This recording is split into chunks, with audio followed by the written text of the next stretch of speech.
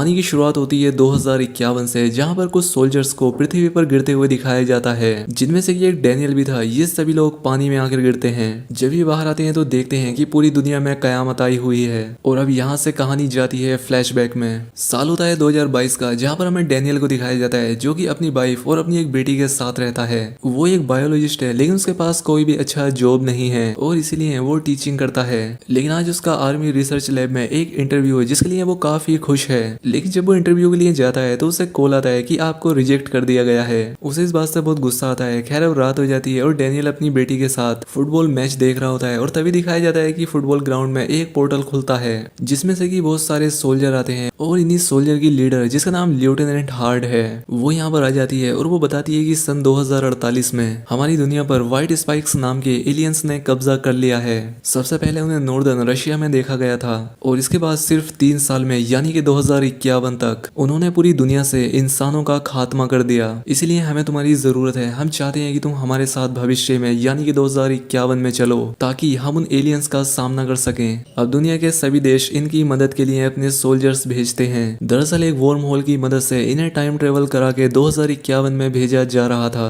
उन्हें वहां पर सिर्फ 7 दिनों के लिए लेकर जाया जाएगा और इसके बाद उन्हें वापस लाकर फिर से नए सोल्जर्स को वहां पर ले जाया जाएगा। लेकिन इन 7 दिनों के अंदर ही वहां के एलियन इन सोल्जर्स के 70% लोगों को मार देते हैं। इसके बाद अब डैनियल को भी कॉल आता है, जिसे कि रिसर्च सेंटर में बुलाया जाता है और उसे बताया जाता है कि तुम्हें भी उस वॉर्म होल से 2051 में भेजा जाएगा। वो यहाँ पर उसके हाथ में एक डिवाइस लगा देते हैं और उससे कहते हैं कि हम इस डिवाइस की मदद से तुम्हें ट्रैक कर सकते हैं। अगर तुम 7 दिनों तक जिंदा रहे तो हम तुम्हें ट्रैक करके वापस ले आएंगे। हालांकि डैनियल जाना नहीं चाहता था, लेकिन उसके पास दूसरी कोई चॉइस भी नहीं है, उसे जाना ही पड़ेगा। इसके बाद डैनियल अपनी वाइफ से मिलने के लिए आता है और अपने हाथ पर वो डिवाइस दिखाता है जो कि उसे लगाया गया था। उसकी वाइफ समझ जाती है कि उसे 2051 में भेजा जा रहा है, जहाँ से वापस आना बहुत मुश्किल है। इसलिए वो उससे कहती है कि मैं तुम्हें नहीं जाने दूंगी। डैनियल कहता है कि मैं चाहकर भी कुछ नहीं कर सकता। ये जो डिवाइस मेरे हाथ में लगाया गया है, इसकी मदद से वो मुझे कभी भी कहीं से भी भेज सकते हैं। जिस पर उसकी वाइफ कहती है कि हमें तुम्हारे फादर की हेल्प लेनी चाहिए, वो इस गैजेट को तुम्हारे हाथ से निकाल सकते हैं। लेकिन डैनियल अपने फादर को बिल्कुल पसंद नहीं करता, क्योंकि जब वो छोटा था तो उसके फादर उसकी मोम और उसे छोड़कर चले गए थे। लेकिन फिर भी वो अपनी वाइफ के कहने पर अपने फादर के पास जाता है। उसके फादर कहते हैं कि मैं इस डिवाइस को तुम्हारे हाथ से निकाल दूंगा। लेकिन इसी बीच इन दोनों बाप बेटों के बीच कुछ कहासुनी हो जाती है। इसलिए डैनियल गुस्से में आकर अपने हाथ के उस डिवाइस को निकलवाए बिना ही यहाँ से चला जाता है। वो अपनी वाइफ से कहता है कि अब मुझे फ्यूचर में उस लड़ाई में जाना ही पड़ेगा। उसकी वाइफ को इस बात से बहुत दुख होता है। डैनियल अपनी बेटी को भी अलविदा कहता है और उस रिसर्च सेंटर में पहुंच जाता है, जहाँ पर कि उसकी तरह और भी बहुत सारे लोग आए हुए थे, जिन्हें कि 2051 में भेजा जाना था। यहाँ पर एक लड़की क्वेश्चन करती है कि जब हमारे पास टाइम ट्रेवल करने की पावर है तो क्यों ना हम 1948 में जाएं, जब एलियन हमारी दुनिया में आए थे, और उन्हें दुनिया में आने से पहले ही खत्म कर दिया जाए। अब यहाँ पर जो ऑफिसर बैठा था वो बताता है कि हमारे पास जो टाइम ट्रेवल मशीन है वो 30 साल के अंतराल में ही काम कर सकती है। या तो हम उससे 2051 में जा सकते हैं या 2051 से 2022 में वापस आ सकते हैं। इसके अलावा किसी और टाइम या समय में नहीं जाया जा सकता। खैर अब यहाँ पर इनकी ट्रेनिंग शुरू हो जाती है और यहाँ पर लेफ्टिनेंट हार्ड आती है। वो बताती है कि 2051 में एलियंस ने हमारी लैब पर हमला कर दिया है और वो हमारे लिए बहुत ज़रूरी जगह है, इसलिए हमें अभी वहाँ जाना होगा। और इसके बाद इन सभी को वॉर्म होल की मदद से 2051 में भेजा जाता है। जब ये लोग 2022 से 2051 में जा रहे होते हैं, तभी वो पोर्टल बीच में ख़राब हो जाता है, जिस वजह से ये लोग बहुत ही ऊपर से नीचे गिरना शुरू हो जाते हैं। और ये वही सीन है जो कि हमें मूवी की शुरुआत में दिखाया गया था। अब ये लोग 2051 में थे और डैनियल को इन सभी का लीडर बना दिया जाता है और इन्हें मिशन दिया जाता है कि इन्हें लैब में जाना होगा, जहाँ पर इनके कुछ साथी फंसे हैं, उन्हें बचाकर वापस लाना है। लेकिन जब डैनियल वहाँ पर पहुँचता है तो देखता है कि वहाँ पर सब के सब मारे जा चुके थे। डैनियल ये बात कर्नल को बताता है। डैनियल कर्नल से कहती है कि वहाँ लैब में एक बहुत ही ज़रूरी हार्ड ड्राइव है और तुम्हें किसी भी तरह से उसे वापस लाना होगा। अब डैनियल को वो हार्ड ड्राइव मिल तो जाती है, लेकिन तभी एलियन इन पर हमला कर देते हैं। अब क्योंकि यहाँ पर बहुत सारे एलियंस थे, इसीलिए इस जगह को बॉम्ब से ब्लास्ट करने का ऑर्डर दिया जाता है। खैर अब डैनियल और उसके दोस्त जैसे ही यहाँ से निकलते हैं, इस जगह को ब्लास्ट कर दिया जाता है, जिसमें बहुत सारे एलियंस मारे जाते हैं, लेकिन साथ ही डैनियल के कई सारे साथी भी। यहाँ डैनियल खुद भी बेहोश हो जाता है और जब उसे होश आता है तो वो एक टेंट के अंदर होता है, जहाँ इसके पास वाले बेड पर इसका एक और साथी भी होता है। जब ये दोनों बाहर आते हैं तो पाते हैं कि इनका एक और साथी बचा हुआ था। दरअसल ये तीनों ही उन एलियंस से बच पाए थे और बाहर जो ये इनका साथी बैठा था वो इस जगह पर 3 बार आ चुका था। वो 3 बार उन एलियंस से भिड़ चुका है। डैनियल उसे कहता है तुम यहाँ पर 3 बार आ चुके हो, क्या तुम्हें मरने से डर नहीं लगता? जिस पर वो कहता है कि मुझे कैंसर है और किसी हॉस्पिटल में मरने से अच्छा है कि मैं वॉर में शहीद हो जाऊं। इसके बाद जब डैनियल कर्नल से मिलता है तो उससे कहता है कि मुझे लगता है मैंने तुम्हें कहीं देखा है, शायद मैं तुम्हें जानता हूँ। जिस पर कर्नल कहती है कि मैं तुम्हारी बेटी हूँ। दरअसल अभी ये फ्यूचर में बड़ी हो चुकी है। डैनियल इसे देखकर बहुत खुश होता है। उसे प्राउड होता है कि उसकी बेटी कर्नल बन चुकी है।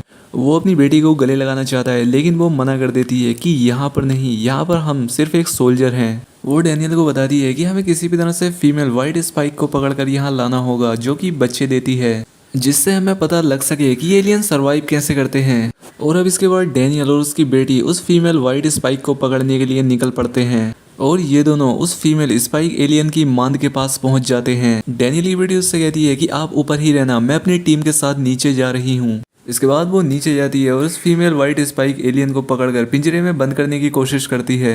ये इन एलियंस की रानी थी जो कि अपने साथी एलियंस को सिग्नल दे देती है, जिसकी वजह से वो सभी एलियंस इनकी तरफ बढ़ने लगते हैं। डैनियल ऊपर से ये सब देख रहा था। वो अपनी बेटी को बचाने के लिए नीचे आ जाता है और नीचे ये उस फीमेल एलियन को भी कैद कर चुके थे, जिसके बाद ये उस केज को हेलीकॉप्टर से टांग कर यहाँ से ले जाते हैं। लेकिन यहाँ बाकी सोल्जर के जो हेलीकॉप्टर थे उन पर ये एलियन अटैक कर देते हैं। अब डैनियल और कर्नल एक आर्मी की गाड़ी में जाकर बैठ जाते हैं। कर्नल लगातार एलियंस पर फायरिंग करती है और ये लोग किसी तरह से वहां से निकलकर एक बीच पर पहुंच जाते हैं जहां पर वो एलियंस नहीं थे। कर्नल डैनियल से कहती है कि मैंने तुमसे कहा था कि तुम्हें हेलीकॉप्टर पर ही रहना है, तो तुम नीचे क्यों आए? जिस पर डैनियल कहता है क्योंकि मैं तुमसे बहुत प्यार करता हूँ। लेकिन तुम मुझसे गुस्सा क्यों रहती हो? क्या तुम मुझसे प्यार नहीं करती? इसकी क्या वजह है? जिस पर वो कहती है कि वही वजह है जिस वजह से तुम अपने पिता से प्यार नहीं करते।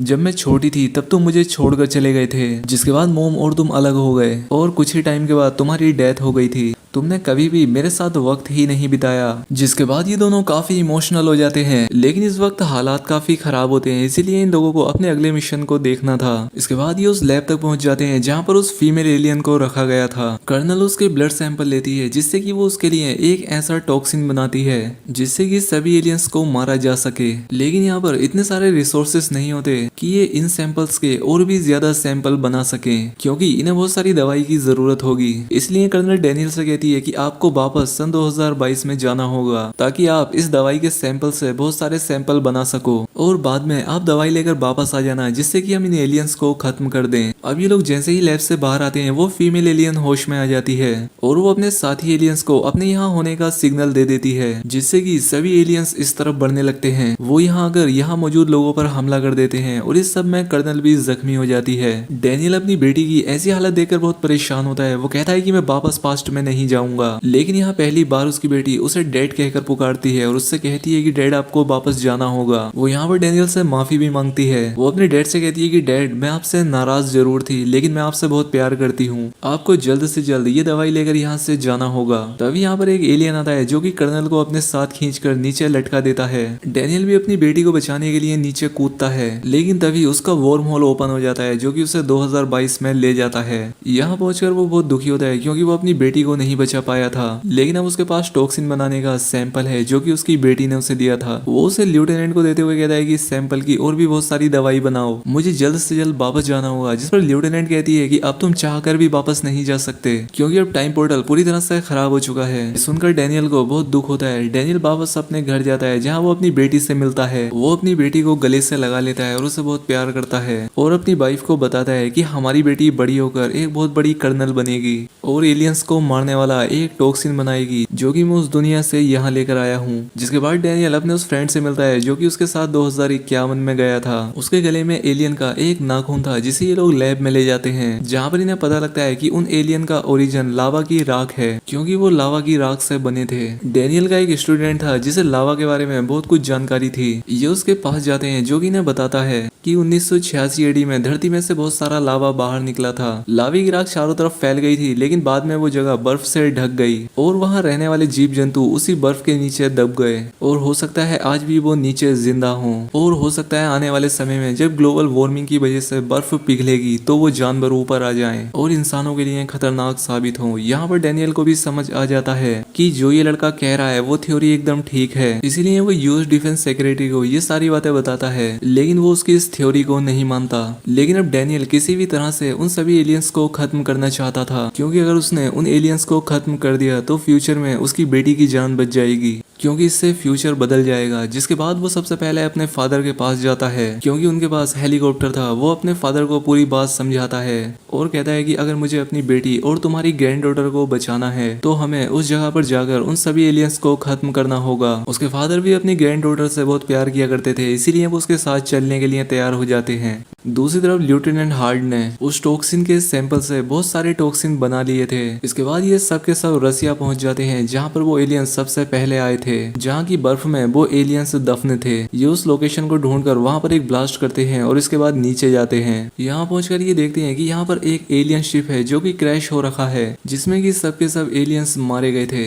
लेकिन एलियंस यहाँ पर अपने साथ दूसरे वायो वेपन से लेकर आए थे, जिन्हें की वाइट स्पाइक्स कहा जाता है। और ये सारे वही एलियंस हैं जिन्होंने की 2048 में धरती से निकलकर दुनिया की लगभग पूरी आबादी को खत्म कर चुके थे। ये लोग यहाँ पर देखते हैं कि वो सभी वाइट स्पाइक्स अपने आप को जिंदा रखने के लिए एक खास तरह की झिल्ली में सो रहे थे। अब इसके बाद ये लोग उस टॉक्सिन से कुछ वाइट स्पाइक्स को मार देते हैं, लेकिन यहाँ हो रही हलचल से फीमेल वाइट स्पाइक्स जो कि इन सभी की रानी थी वो भी जाग जाती है। और ये वही है जिसने 2051 में डेनियल की बेटी को मारा था, और अब वो इन पर हमला कर देती है। डेनियल का एक साथी कहता है कि तुम सभी लोग ऊपर जाओ, मैं यहाँ पर ब्लास्ट करके इन सभी को मार दूंगा। दरअसल उसे कैंसर था, इसीलिए वो खुद को सेक्रीफाइस करने का फैसला करता है। अब डेनियल बाहर आ जाता है जहाँ पर उसके फादर भी थे, और तभी फीमेल एलियन जो कि अभी भी जिंदा होती है वो डेनियल के ऊपर हमला कर देती है, और डेनियल के पास जो टॉक्सिन थी उससे वो उस एलियन को बुरी तरह से जख्मी कर देता है। लेकिन वो एलियन अभी भी हार नहीं मान रही थी, और वो जैसे ही डेनियल को मारने के लिए उसकी तरफ बढ़ती है तो डेनियल के फादर अपने बेटे की जान बचाने के लिए उसे अपनी तरफ अट्रैक्ट करते हैं। और जैसे ही वो उसके फादर को मारने के लिए बढ़ती है, डेनियल आकर उस एलियन पर हमला कर देता है और उसे वो टॉक्सिन इंजेक्ट कर देता है, जिससे वो पूरी तरह से गलकर मारी जाती है। और यहाँ पर डेनियल को भी समझ आ जाता है कि उसके पिता उससे कितना प्यार करते हैं, और उसकी अपने पिता से नाराजगी भी खत्म हो जाती है। जिसके बाद डेनियल और उसके फादर घर आ जाते हैं, जहाँ पर कि डेनियल अपनी वाइफ और अपनी बेटी को गले लगा लेता है। और अब डेनियल अपने फादर को भी अपने ही घर ले आया था, और अब डेनियल ये भी सीख चुका था कि उसे भविष्य में क्या गलतियां नहीं करनी है, जिससे कि वो हमेशा अपनी वाइफ और अपनी बेटी के साथ रह सके। और अब फ्यूचर भी बदल चुका था, क्योंकि डेनियल ने सभी एलियंस को मार दिया है, और फ्यूचर में उसकी बेटी कभी नहीं मरेगी। तो दोस्तों, वीडियो कैसी लगी कमेंट करके जरूर बताएं, और चैनल पर नए हैं तो चैनल को सब्सक्राइब भी कर लें। मिलते हैं हमारी अगली वीडियो में।